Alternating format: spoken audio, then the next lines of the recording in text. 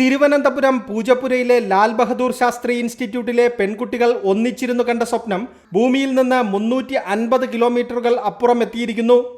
Vsat എന്ന women engineered satellite പൂർണ്ണമായും വനിതകളുടെ പ്രയത്നത്തിൽ ഉണ്ടായതാണ്. വനിതകൾ നിർമ്മിച്ച ഇന്ത്യയിലെ ആദ്യത്തെ പേലോഡും കേരളത്തിലെ ആദ്യത്തെ സ്റ്റുഡന്റ് സാറ്റലൈറ്റുമാണ് വിസാറ്റ്. ഭൂമിയെ 1 വർഷം വലം വച്ച് വിക്ഷേപണോദ്ദേശം വിസാറ്റ് വിജയകരമായി പൂർത്തിയാക്കി. അൾട്രാ വയലറ്റ് വികിരണങ്ങളെക്കുറിച്ച് പഠിക്കുകയായിരുന്നു വിസാറ്റിന്റെ ലക്ഷ്യം.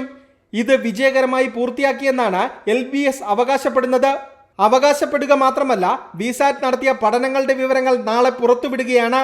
അതും കോളേജിൽ വെച്ച് ആഘോഷമായി തന്നെ. വിദ്യാർത്ഥികൾ രൂപീകരിച്ച സ്പേസ് ക്ലബിൽ നിന്നാണ് ഈ പദ്ധതിയുടെ തുടക്കം. 2019 ഇത്. അധ്യാപികയായ ലിസി എബ്രഹാമിന്റെ മേൽനോട്ടത്തിൽ പൂർവ്വ വിദ്യാർത്ഥികളടക്കം 140 പേർ പങ്കാളിയായി. ശാസ്ത്ര സാങ്കേതിക വകുപ്പ് നൽകിയ 10 ലക്ഷം രൂപയും സ്റ്റാർട്ടപ്പ് മിഷന്റെ 11.5 ലക്ഷം രൂപയുമായിരുന്നു മൂലധനം.